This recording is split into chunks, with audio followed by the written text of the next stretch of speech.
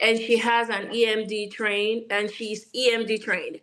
So she has a master's degree of art in clinical and mental counseling. Mrs. Modupe Bajomo has experience and specialty in treating anxiety, depression, trauma, grief counseling, marriage and group counseling, and multicultural counseling. She works with children and adolescents and adults. She's presently as an ongoing support for people that are dealing with depression. So we are so excited to have you on today. And I want everybody to, if you have any question, please drop it in the chat so you don't forget as she's going.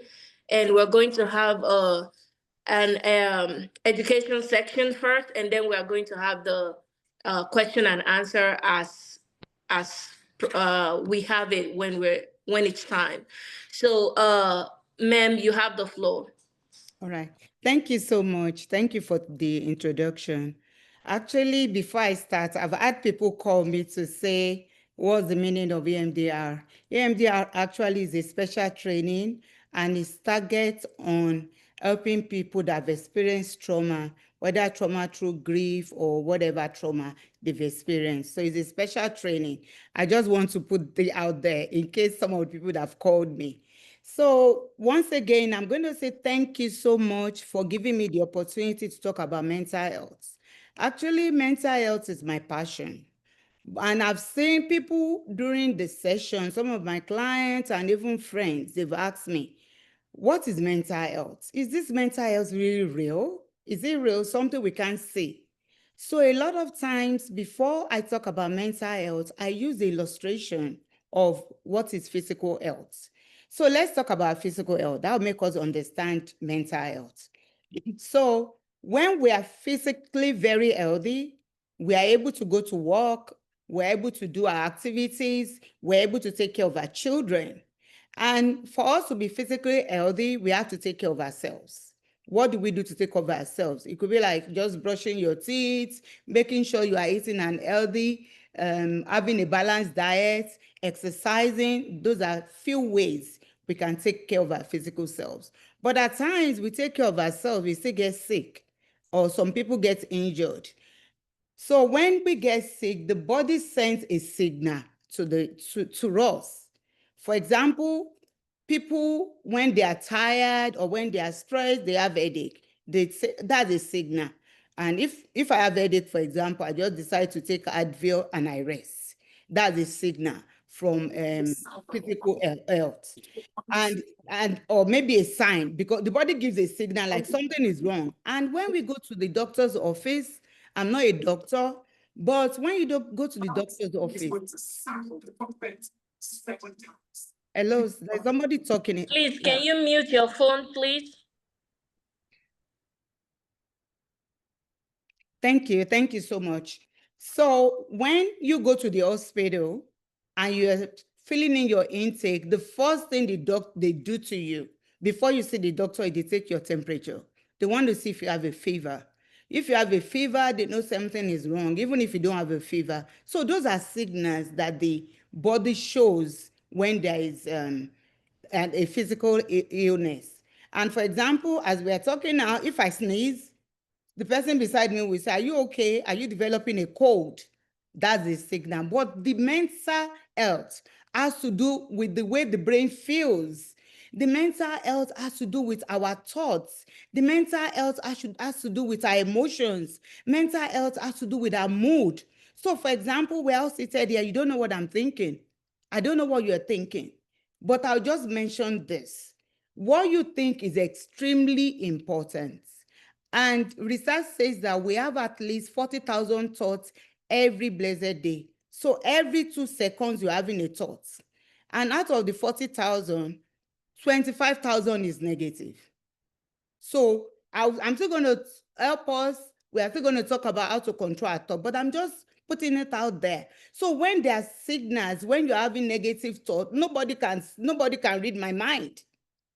So that is why at times people don't know when somebody is experiencing mental health, and it does not mean there is no mental health. So what I did was I went to where can we get the best definition for mental health? I went to WHO, which is World Health Organization, and I'm going to tell us what World Health Organization says about mental health. World Health Organization says the mental aspect of our health is extremely important. It is extremely important. I'm going to tell you, when the mind is sick, the body is sick. The mind can make the body sick. The mind can heal when the mind is okay, the mind can heal the body, but the body cannot heal the mind. So the mind is very powerful. And I love to talk about the mind. Let me give us this illustration. Our mind is like a land.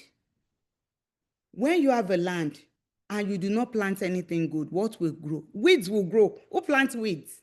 Nobody plants weeds. They just grow itself. So that is why we have to take care of our mind. Mind is part of our mental health. So we go, and I'm still going to teach us how to take care of our mind. So WHO said, let's go back to our definition. It refers to mental health as an aspect of our health that comprises of the emotional, psychological. Psychological talks about something affecting the mind, and it talks about our emotions and our social well-being. That is what the World Health Organization says about mental health. And it says it's not just the absence of mental illness, but also a state where people can realize their abilities, cope with life stresses, work productively, and contribute to the society. Mental health is very, very, very important. And I understand why those people ask those questions. It's not something we can see. Nobody can see how my brain feels. Nobody can see my thoughts. Even my mood, I can pretend. But that is what the Health Organization talks about, that comprises of our mental health. And I like looking at the definition. It now took the definition and detailed it down, broke it down one by one.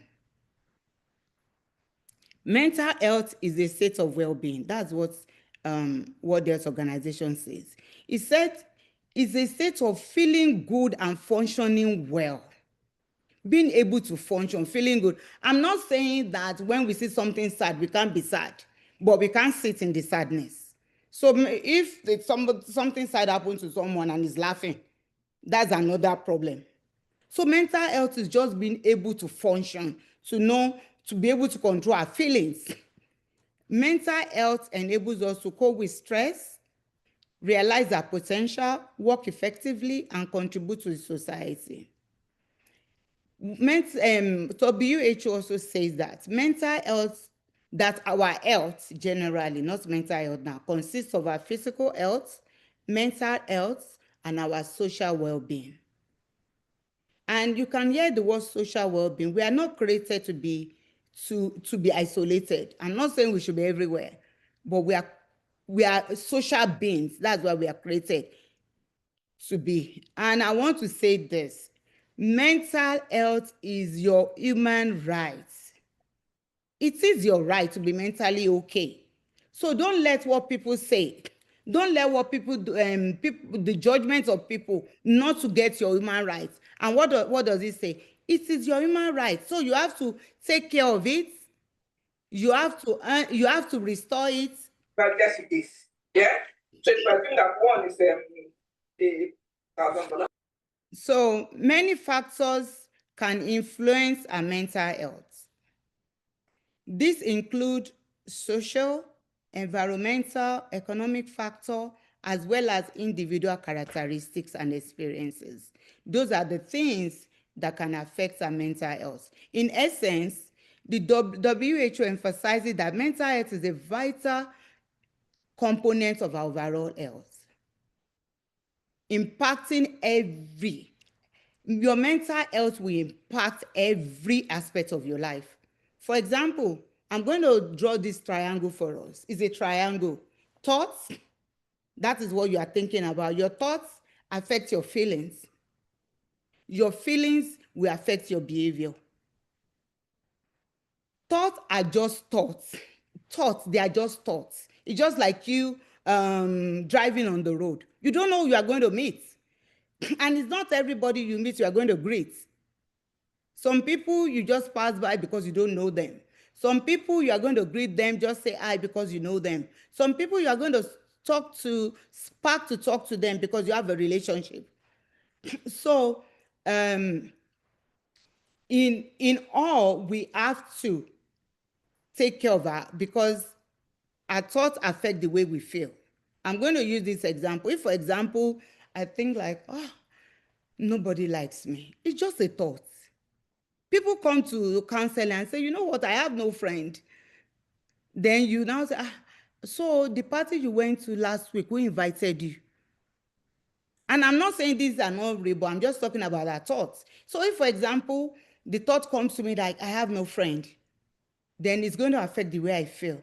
I'm not going to call anybody. I'll say, well, nobody likes me. I'm not calling anybody. And it's going to affect my behavior. I'm going to withdraw. So thoughts, feelings, and behavior. That's why we have to take care of our thoughts. I just said, let me mention that there. And another thing, I love research. I love to read. I love to know which technique. I love to know which new things about mental health. And where is the best place to go other than go to Mayo Clinic to find out what Mayo Clinic said about mental illness? Mayo Clinic said, mental illness, also called mental health disorder, refers to a wide range of mental conditions, such as that affects your mood. Remember, I'm saying mood again. That affects your mood, that affects your thinking, and affects your behavior. It affects your mood. It affects your thinking. So we've got to be careful what we think. Make sure you are intentional about what you are thinking. For example, I remember like during my daughter's wedding, I forgot to invite some people and it wasn't intentional. But you know, maybe if it's me, I was just thinking, oh, she didn't invite me, maybe she doesn't like me. Nobody likes me in this place. That's a thought. So he said the mental illness can affect our mood, our thinking, and our behavior. Everything that somebody does starts from thinking. Everything. If you are going to go to work, you think about it, I need to go to work. If you are going to do this, you are going to think about it. Coming to this meeting, everybody thought about it. I have a meeting at 6. Then you carry it out. Many people have mental health concerns from time to time, but a mental health concerns become a mental disorder when the signs and symptoms are ongoing. So I can't just wake up and I'm sad, God forbid, and I say, oh, I think I have mental disorder. No, even as counselors, we use DSM-5. And our DSM-5 will tell us that have you been experiencing, how long have you been experiencing this? It must at least be 6 months. So that's what, we can't just wake up and say yes. But mental health concerns can cause a lot of stress and affect your ability to function. Mental health concern can cause a lot of stress on the body and it can affect our ability to function. So we're going to go on, and I'm going to say this again, that mental health is very, very, very important. Taking care of our mental health, the mental aspect of our lives is extremely important because it can definitely affect our physical health. So let's go on. I want to talk about what the National Alliance on Mental Health says about how many people has mental health. Because at times, because we can't read people's mood, we can't read people's thoughts, it's like, this thing is not really here. Mental health is present everywhere. And actually, 59 in 2022, that was estimated 59.3 million of adults age 18 and older have one mental disorder, have one or more. And this number is about 23.1% of the population. So let's talk. Let's come back home. This 59 million, how many are young adults? Majority of them, 36.3 of it are young adults between ages 18 to 23. Then majority also are women, and about 26.4 are female and 19.7 are male. Now let's talk globally. I've just given you, so I've spoken about America. Let's talk globally. 1 in 8 people, 1 in 8 has one mental disorder or more, such as depression, anxiety. 1 in 8. So if 8 people are seated, 1 person is suffering in silence. And also, out of the 1 in 8, it's estimated that over 970 million individuals in the world has one mental disorder. And it's not just number. Mental illness, out of 3 women, 1 woman. Out of 5 men, 1 man. So it's more amongst women. So let's now talk about the common myths about mental health, common misconception. Many people think that mental disorder is a sign that the person is weak. No, it's not a sign that the person is weak. So if somebody is walking and the person falls down and breaks his or her leg, is that person weak? It doesn't mean the person is weak. And we also need to know that seeking help is important. Seek for help. People don't seek help because of what the society is going to say, including myself. I remember when I was in grad school and I needed to interview a counselor. So when I went to the counselor's office at Stonegate, I sat down waiting for the counselor. Then people were passing by. I was like, and I'm one of the women leaders in the church. I said, people are going to think maybe she's suffering something. God sees my heart. I only came here for my assignments, because I was fearing what people would say. That is why some people don't seek help, because what will people say? People will think I'm crazy. But I want to tell you, remember we said mental health is part of your human rights. You have a right to seek for help. Another thing people say about mental health is not part of it. What do you mean you can't get up? Just get up. What is so difficult in getting up? We can't say that. If somebody is physical, if somebody has diabetes, we help the person. Why should we tell somebody it's not part of it?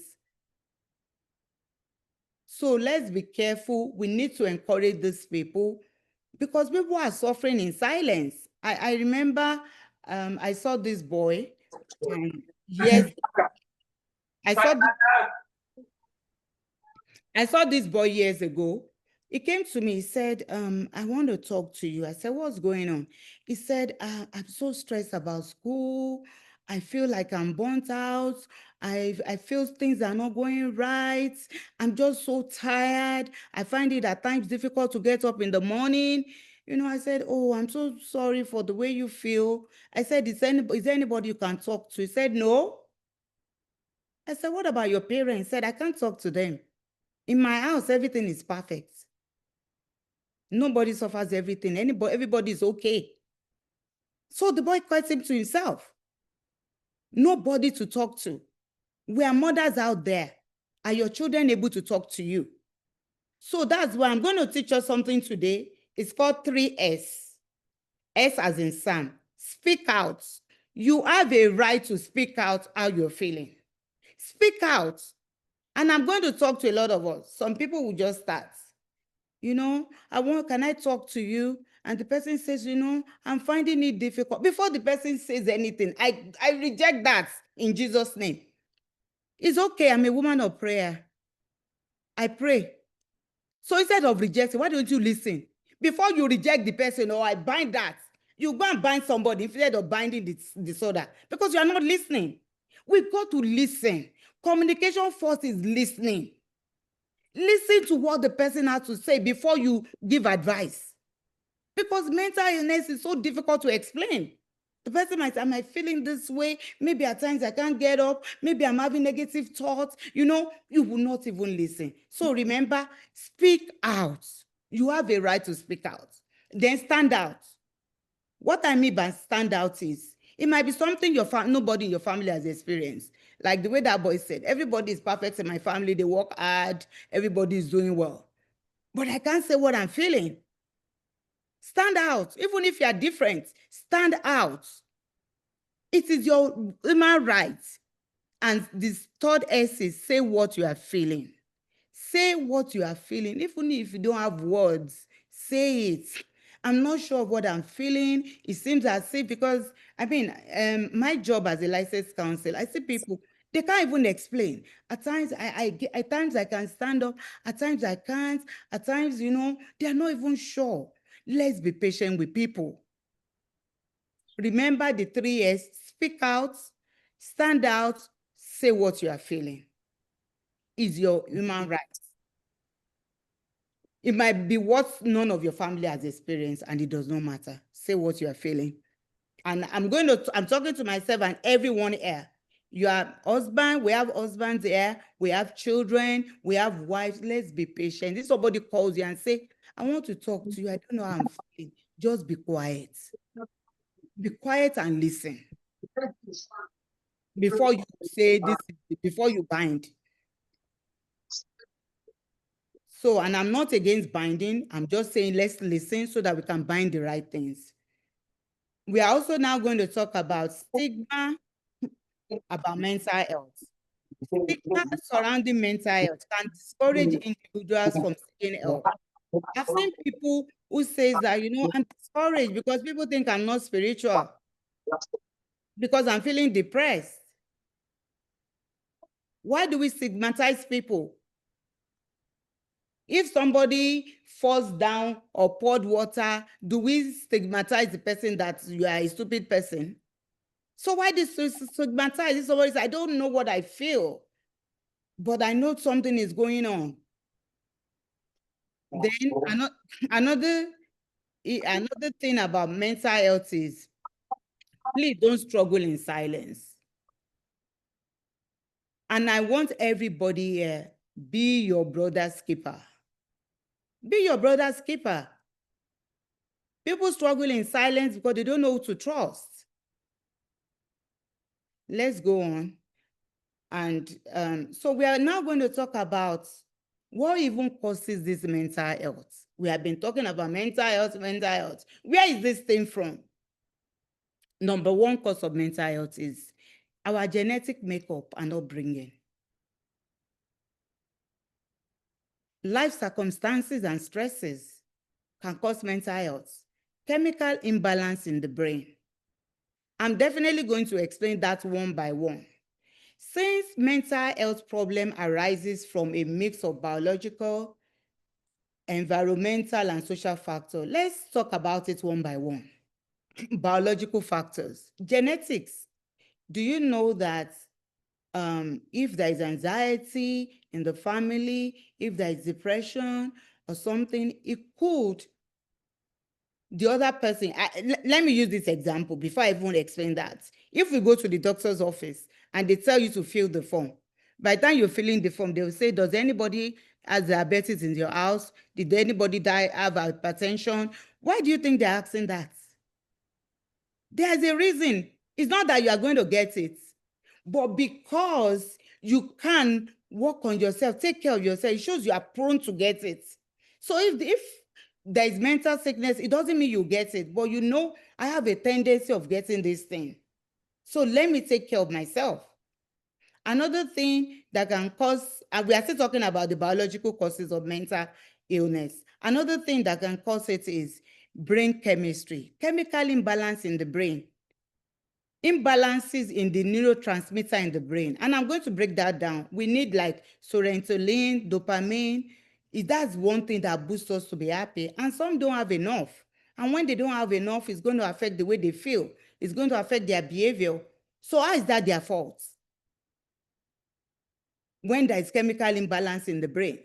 But there's a way we can get this by exercising, by creating a rhythm. We can produce some of it. Another thing under biological causes of mental illness is parental damage or birth trauma. Maybe during birth of a child, there is lack of oxygen, the person is prone. And another thing under biological causes of mental illness is chronic health condition. If somebody has like epilepsy, diabetes, has an heart condition, the person is in constant pain, it's going to affect the way you feel. At times, we get clients, maybe they've gone through surgery, they send them to counseling so that they can talk about what they are feeling. So chronic health condition can also cause mental illness. Another thing that can, under biological causes of mental illness, another thing is substance abuse, alcohol, drugs. If you have tendency in your family to experience either anxiety or depression, you take alcohol or you are taking drugs, you are waking the sleeping dog. It can lie there forever. But if with alcohol or taking drugs, you are waking it up. And if you are taking any medication, taking alcohol and drugs will not make it to work. It can affect it. So that's all about biological causes of mental health. Let's go to the psychological causes of mental health. Yes. We are 5 minutes out of the educational section, okay? All right. Right. So thank you. Then I'll move fast. I'll move very fast. We started like 6. We started 6:03, so All it's right. 6:30 now. So yes. Thank you. Yes, ma'am. So, let's talk about psychological parts. Abuse and neglect can lead to mental health. Poor coping skills, and I really want to talk about this.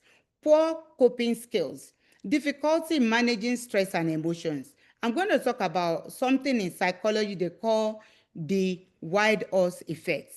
What does the wild horse effect do? So that these horses they live in Africa and they get beaten by bats. When the bats beat them, it causes wound. And these horses, in order not to get beaten, they start running and running and running and running until they get tired and they're exhausted. Some of them faint, some fall down. And they now did research on them. They said the bites from the horses, the wound is more compared to how much they are running. So that if they just sit and say, oh, let me take care of this, the wound will heal itself. They said the bat only takes a little bit of blood, but the running, the fear of bats is the one that causes them problem. And this will lead me to say that life is 10% of what happens to you. 90% is the way you react. When facing difficulty, how do you react? Let's look at, and I'm going to look at a ship, for example, that is sailing. The ocean is big, but the ship can keep sailing for days without stopping. But the moment the ship allows what is outside, which is the water, to get into the ship, is going to sink.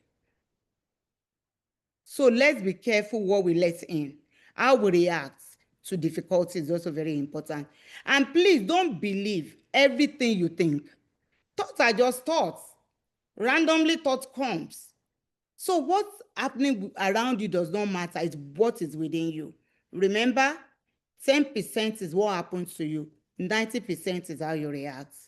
Environmental factor. I'm just going to move fast now. Stressful events in life, like losing a job and social isolation can also affect us. I won't explain again. I'll just move fast. Discrimination and stigma, poor housing, exposure to violence and abuse. We know about which, such as bullying. A lot of people have been bullied, and some of it led to committing suicide because they were bullied. So violence and abuse can affect our mental health. Sleep deprivation can affect your mental health. I've had somebody in the past say, you know what, 4 hours of sleep is okay for me. Life is busy, I need to achieve. It's not enough. Oh. Sleep deprivation, your brain is not resting. You need to schedule your sleep and take it as important. Lifestyle and behavior, such as eating too much fast food. Do you sit to monitor the food of your family? Oh, today we ate vegetable. We need to eat apple tomorrow. Let's eat ewedu today. Food can also affect your mental health. And dehydration can affect your mental health. What are signs that somebody has mental illness? I'm going to run very fast. Excessive worrying and fear, feeling excessively sad and low, confused thinking, extreme mood change, and other things like that. Thinking about suicide.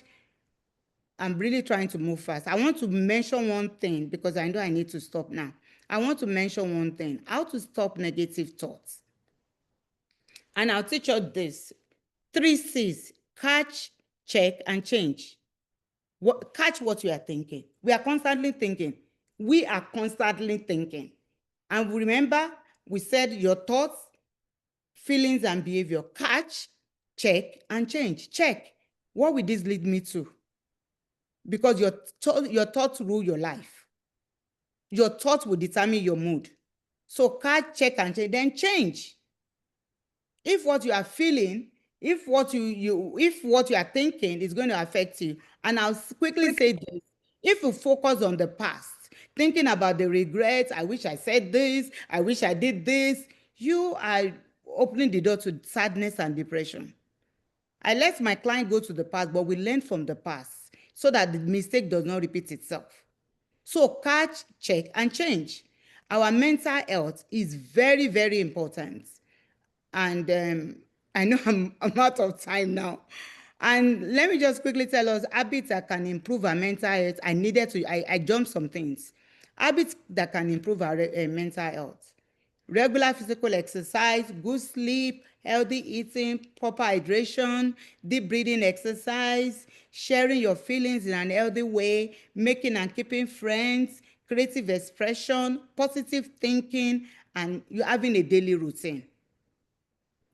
And I'll say, please, let's remember the 3 S: speak out, speak out. What's the second S now? I'm moving very fast. Speak out, stand out, and say what you're feeling. Then the 3 C: catch, check, and change. Catch what you are thinking, check it if it's right, if it's wrong, change it. So with all that I've said, I have to cut off some things so that I can leave time for questions. Is mental health real? I'll let you decide. Thank you. Thank you so much, ma'am, for your time, and that was very thoughtful. I'm sorry, insightful, not thoughtful. And if we have any question, can we please put it in the chat, or you want to come on and ask it yourself? And I'll go first. So when you're talking, you said thoughts will affect your mood, and then it will affect your behavior, right? So I was going to ask you, is overthinking linked to mental health? Like, how does overthinking comes in when it comes to mental health? Because, you know, so I'll say me, I usually go back in moment and say, oh, I saw her today and I said good afternoon instead of saying good evening. You know what I'm saying? So I usually overthink.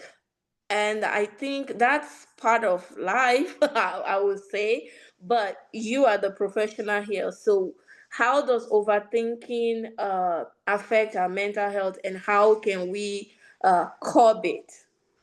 All right. So overthinking definitely affects your mental health because let me give you these examples. So the brain tends to remember the negative more than the positive.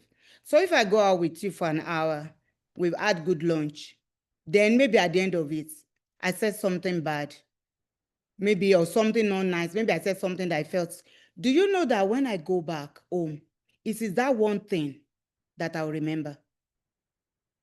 I'll forget the 55 minutes. I'll remember that negative thing. So what do we do? And now I personally tell myself, we are not going there. To stop a thought, you got to speak something. You have to interrupt that thinking. So when that thought comes, if you don't stop it, it keeps growing. This might be, and when you are overthinking, you definitely won't be able to make decisions. It's going to be difficult to decide.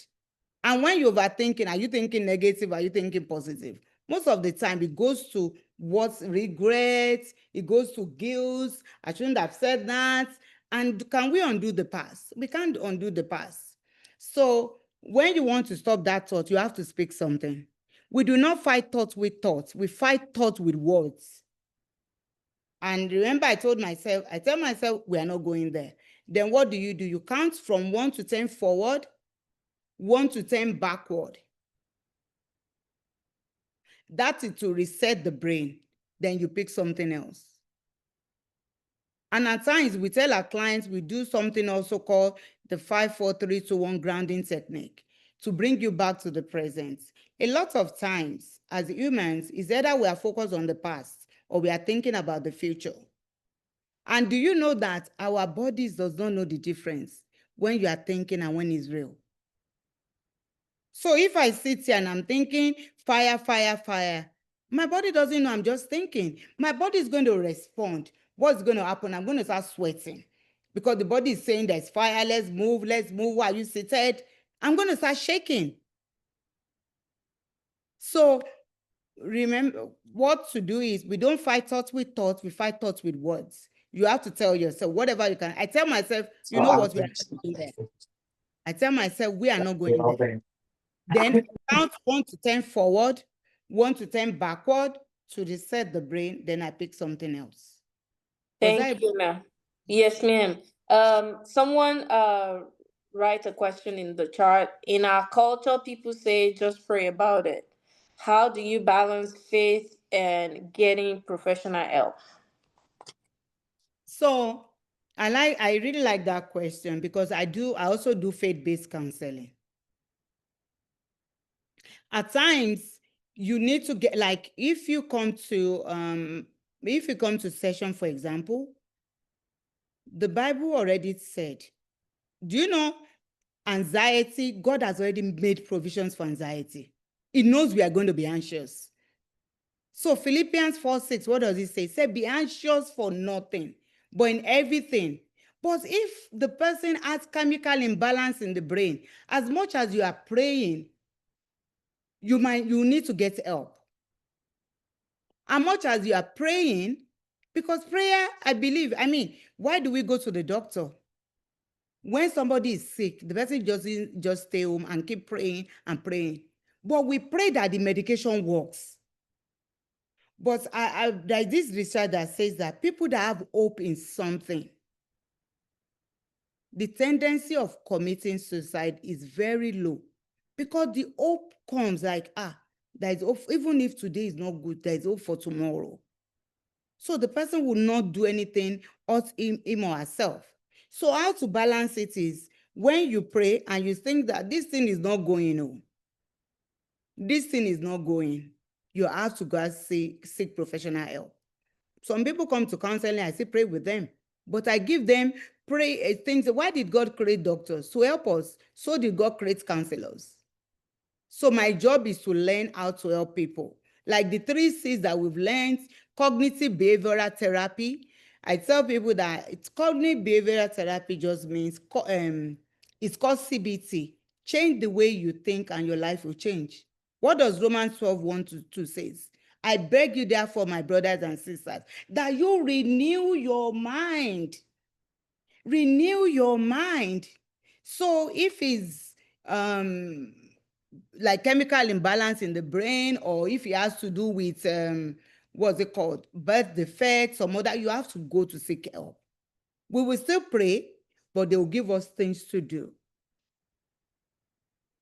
But the balance is don't leave God. Don't leave God, but you can still get help. When we go to the doctor, it doesn't mean we have left God. We still pray. Thank you. I hope I Thank you. answered. Yes, ma'am. There is another question. This is the most Nigerian question I've ever seen. How do you know the difference between spiritual attack and mental health struggle?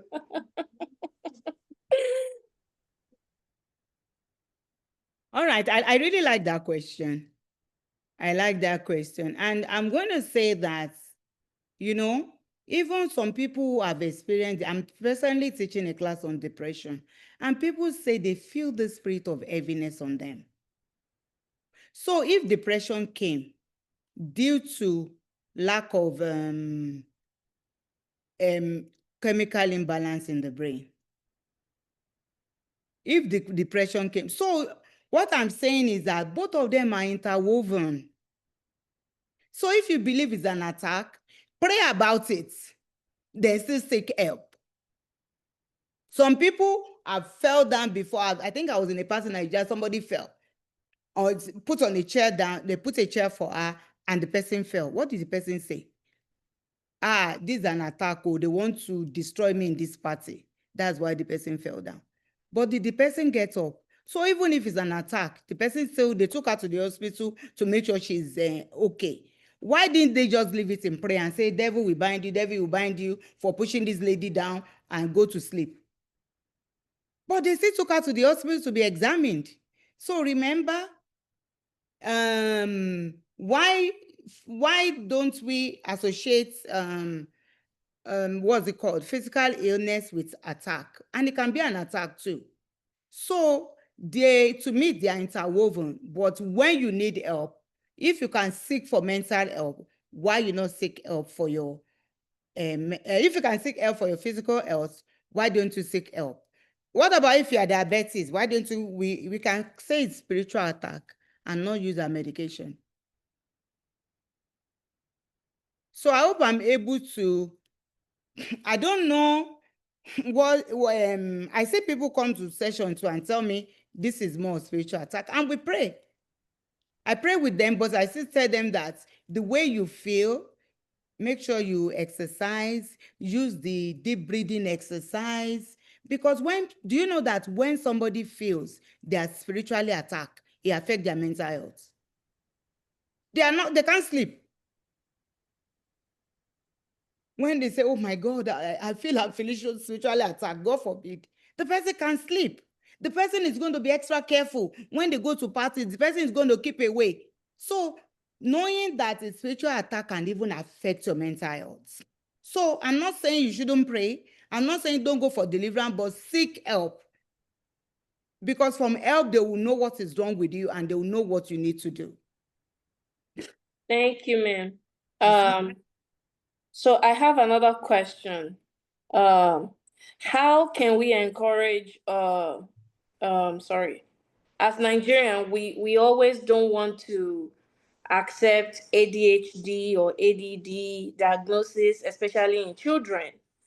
So what can you say about those kind of diagnoses? Because some of the behaviors in kids might not be because of their fault, might not be might be an ADHD diagnosis, might be something that is going on in their lives. But as parents, we bind and cast as well. So can you enlighten us on that kind of diagnosis?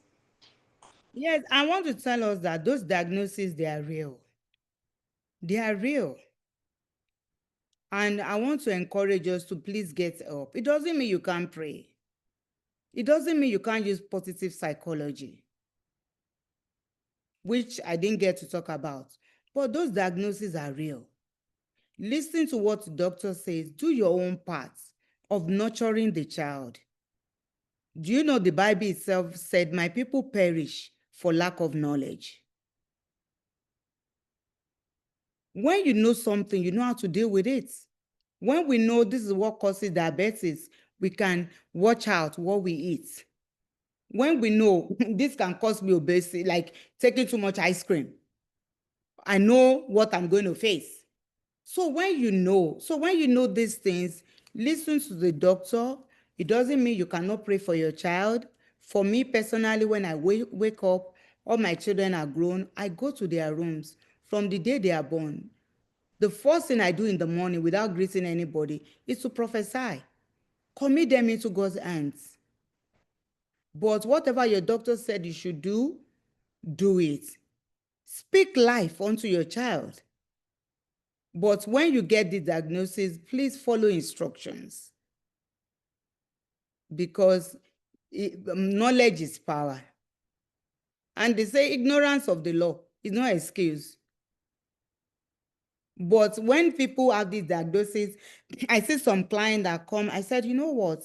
When they give you this medication, don't just leave your child in the life of someone. Monitor your child. How is the behavior? Now the child is taking the medication. Are we taking it diligently? So what differences? I let parents keep the diary.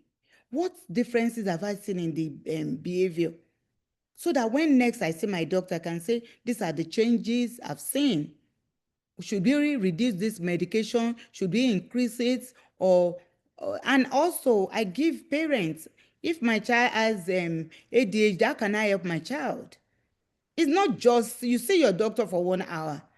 Do you educate yourself as parents? What can I do? But it does not mean you cannot speak life.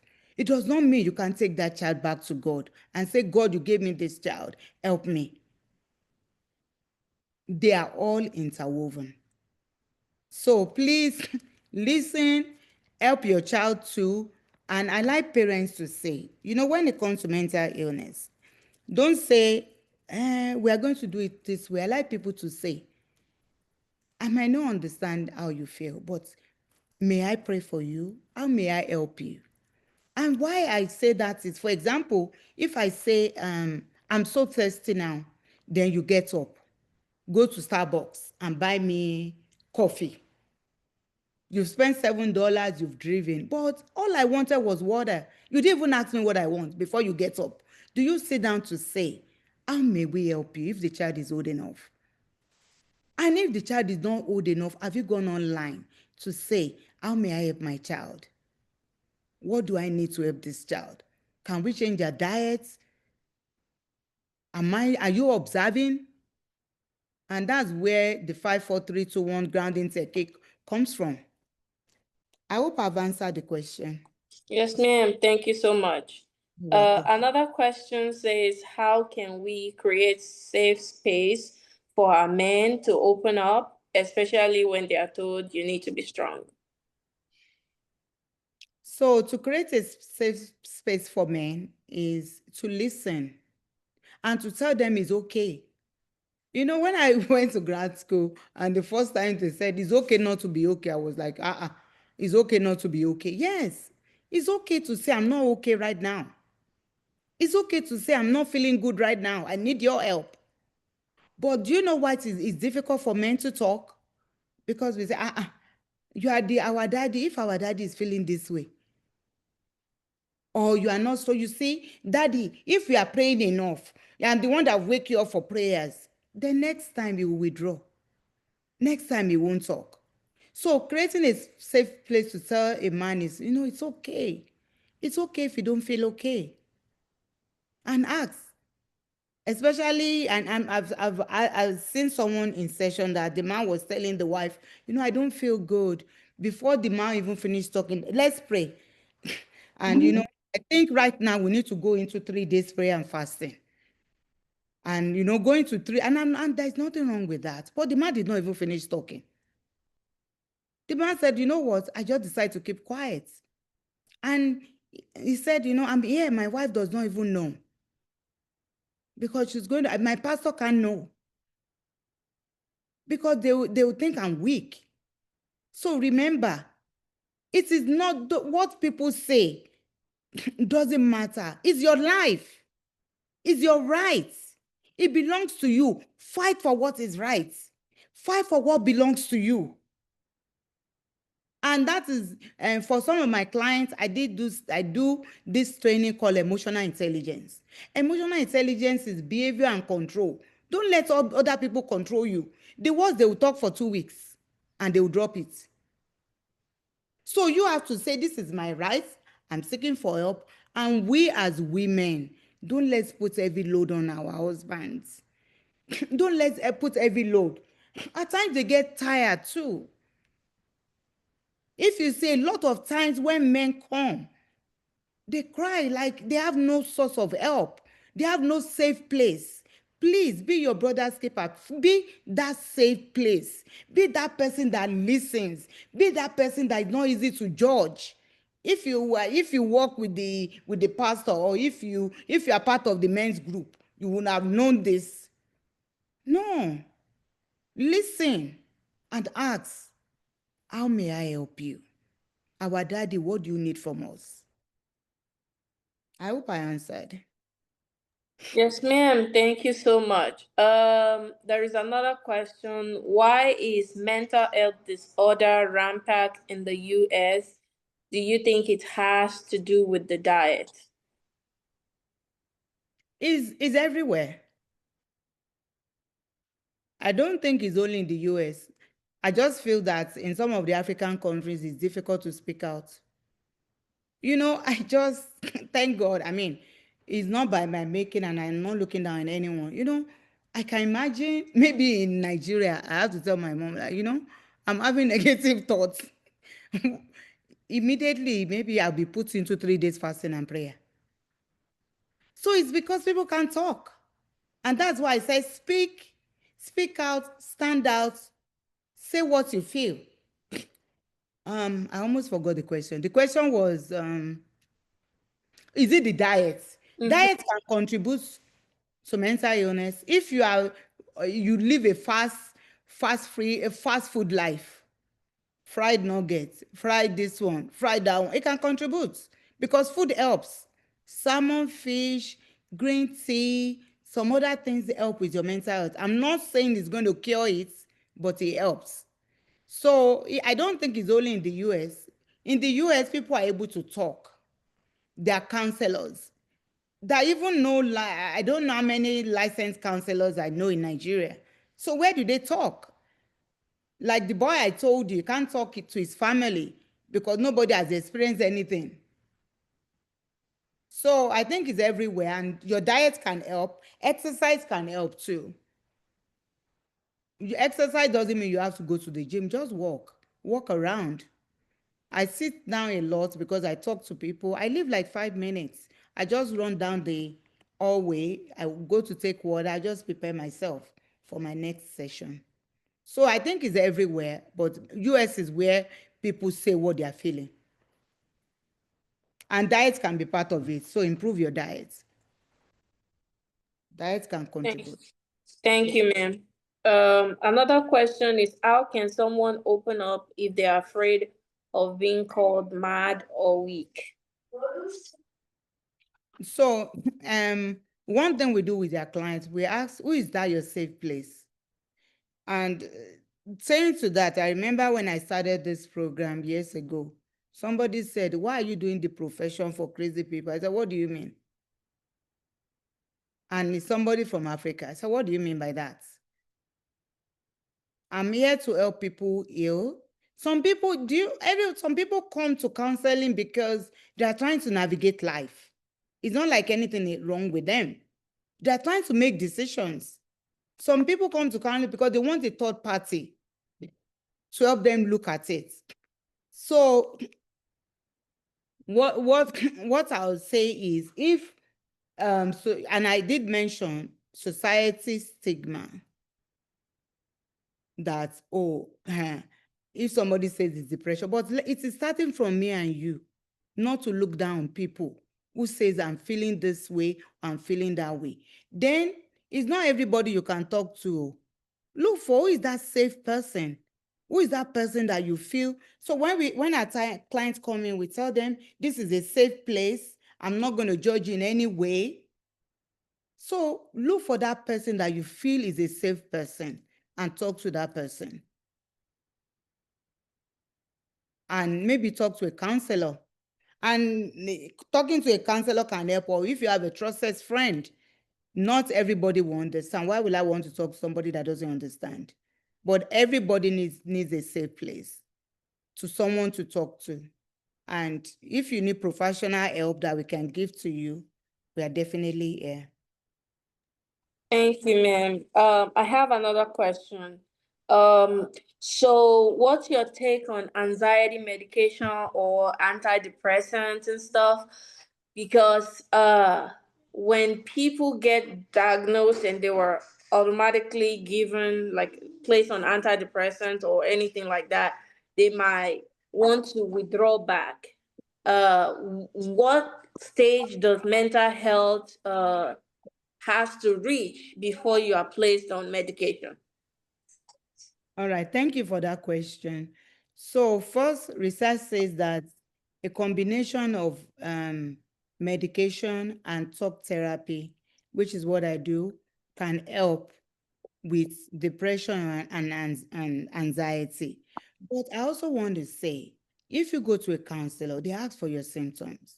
Where is this? They don't just place you. We don't just immediately place you. For example, if somebody is so depressed, cannot even get up, cannot get, there are people who are so depressed, they cannot even get up. They can't shower, they can't brush. These things are real. People like that. And look, medication will lower your symptoms. It can't take away the problem. But meanwhile, until you're able to walk it through. So coming to counseling, you're able to talk like, all right, this is really what is happening in my life. I'm going through a stressful time now. And this stressful time, or I'm being bullied at school. This being bullied at school is making me sad. And presently I'm depressed. We can walk through, we can talk through that. So talking about it, giving the person coping skills can help. But if they think you need medication, and it doesn't mean the medication, you have to take it forever.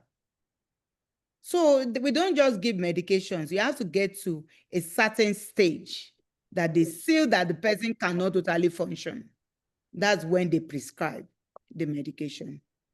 And it had different doses. It could be the small dose. So, but some people just come talk and we give them coping. If you follow what your counselor says, do your deep breathing exercise, how to, what's it called? How to control your thoughts, which is CBT, how to cope with stress, depression can be lifted or taken away. Thank you so much. So when you're talking, you said something about social isolation, and that is, I think that's what is leading to this next question, which is, what are some signs that someone is not just moody or lazy, but actually dealing with depression? All right. Thank you so much. That's a very good question. So you know the person. So if let's assume the person is your spouse. Maybe at the beginning, the person is able to take his or a shower, clean her room, and suddenly you start seeing difference. It's not like for teenagers, you can't go to a teenager's room and it's scattered, which is one of the, and I'm not against teenagers. I love them. I love them. I have teenagers too. So to know the difference between being moody and lazy, you will know. You will see. Because that's why during a lot of times we live with people, they don't even know us. The life is so fast. When do you sit as a family to talk? When do you sit with your child? Not the fast, I was school today. You say, you know what? We need to talk. How is life going for you? What do you want from me? How can I better be your parents? This is what I want from you too. So being lazy, if the person has always been like that, maybe example, not cleaning the room, but if it's something that just come up along the line, the person always wake up early, go to work, and suddenly this person is finding it difficult to go to work. This person is not finding it difficult to shower. It's a change, not like it's a way of life. So that's when you need to call for help, and you can call a person to say, you know what, how are you doing? Yeah, I noticed some things in you. Don't condemn first. And I'm not even saying condemn. So, I noticed that recently it's been so difficult for you to get up. If the person has been getting up before, it's not like an habit. You say, what's going on? I don't know. Is anything going on? A lot of times when it comes to teenager, they'll say nothing because he doesn't trust you. He doesn't know what you're going to say. I remember a friend told me that her daughter called and said, Mom, I want to tell you something. And he said, you know what, please don't shout when I say it. The mother said, it's okay. He said, Mom, do you promise not to shout? Mom said, yeah, definitely. Do you promise not to shout? What is it? Just tell me now. What's she going to do? She's going to be quiet. So I hope I answered the question. It depends on how you see the person before and what is going on now. Okay, thank you so much. Do you have any discount for Nigerian communities when they come for sections with you? Yes, we do. We actually use this. We use a sliding scale. We use a sliding scale. And I remember one time I had two Nigerians come to session and they met each other at the lobby. And I did call them that this person you are seeing, if you go outside to say, I saw this person in counseling, I'm not going to see you again. My office does not take it lightly. It's a safe place. When you come, you can't say, oh, I saw this person. It's none of your business. And I did call. Yes, but there's a discount. There's a discount. And we definitely give discounts. There's discount for my people. When my people come, it makes me happy, because I know where we are coming from. It's so difficult to see a counselor. So the joy even brings a lot of discounts. Thank you. Did I answer your question? Yes, ma'am. Thank you so much. Let me see if we have any more questions, but I don't believe we have any more. Yes, we don't have any more questions. So I want you to wrap us out and give us like your final thoughts and everything like in under 5 minutes. Thank you. All right, thank you. I'm going to do that. I'll just remind us of the 3 S's, which is speak out, stand out, and say what you are feeling. Even if they don't understand, say what you're feeling. And the strategy that I gave us, which is the 3 C's, catch, check, and change. And also, I'm going to talk about your thoughts. Your thoughts rule your life. Please be careful what you think. You are going to become what you think. Anxiety starts from a thought that drops into your head. And this is extremely so funny. The other time, I think I woke up at 2 o'clock. And I tell us that any thought can come to you. What thought that came to my head? Oh, for my daughter's wedding, we didn't take enough pictures. That is, can you imagine? And it went on like, oh, we didn't take enough pictures and wedding is once a lifetime. What are we going to do? Immediately I said, no way, we're not going there. Then I changed my thoughts to look at all the blessings. People travel. They also found out that keeping a gratefulness journal actually reduces depression. And the last thing I'll say is, please stay in the present. What I mean is, today is Saturday. A lot of us, we focus on the past. I shouldn't have done this. I should have done that. I feel so guilty. I feel so bad. It just keeps going on. Before you know it, your thoughts affect how you feel. And your feelings get to your behavior. So be careful what you think. And anxiety comes from what you're thinking. And anxiety is in the stomach. You feel anxiety in your stomach. And remember, I'll just quickly remind us of the 10 things you need to do to take care of your mental health. Regular physical exercise, good sleep. Please sleep. Focus on your sleep. A lot, and I use this word a lot during counseling. Be intentional. Be intentional about sleeping on time.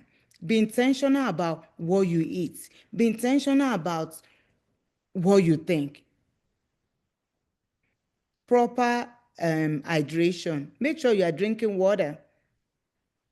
If you see, I always carry because when you are dehydrated, it might affect your mood. Sharing your feelings, please share your feelings. People come, we've not even done anything. They say, you know what, even talking about it gives me a clear head, makes me feel better. If you need to talk to someone, look for a trusted person and talk to the person. If you need to see a counselor, it is your right. Take care of yourself. Don't focus on what people say. And I know from now on, people that are here, they are going to say good things. Do your deep breathing exercise. I was going to teach us how to do deep breathing exercise. Deep breathing exercise relaxes the body. Deep breathing exercise puts air into your lungs, because some people are so anxious that they begin to suffer panic attack. So deep breathing exercise is like I brush my teeth in the morning, I brush in the evening to take care of my teeth. But deep breathing exercise is to put your body in relaxation mode. And how do we deep breathe?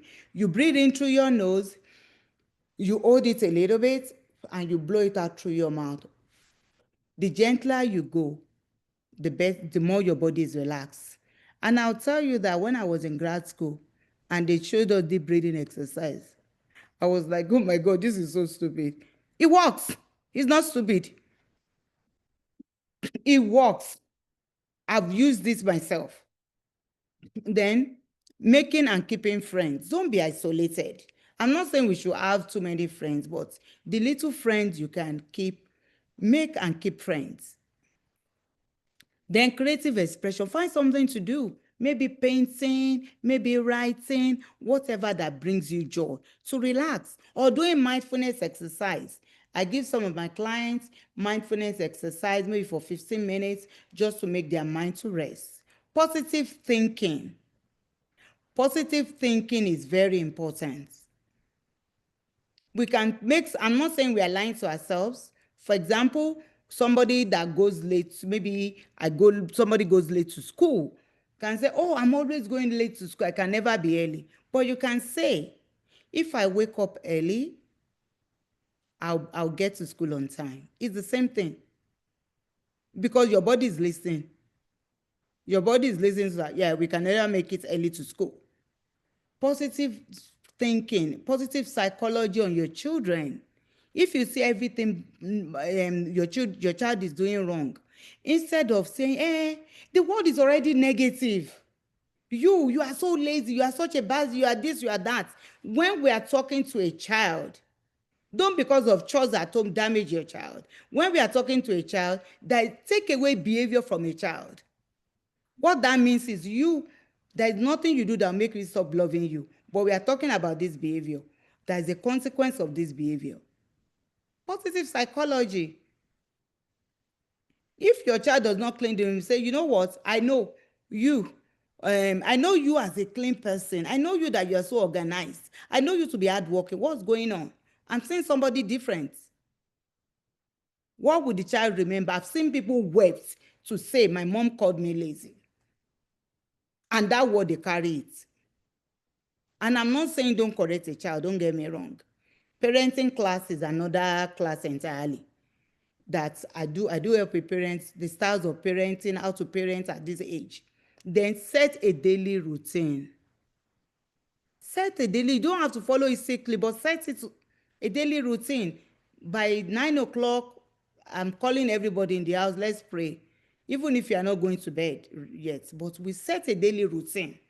This is the time we eat, set a daily routine. And I think, I remember the 3 C's, the 3 S's. So with all this, is mental health real? I'll let you decide. Thank you so much, ma'am. If there is anyone that would like to contact you, is there any way they can reach you? Maybe your email, your phone number, or something like that? Yes. I could send it to Mr. Ayo. Okay. Yes, so that I can put it on the group. Okay. So we have come to the end of today's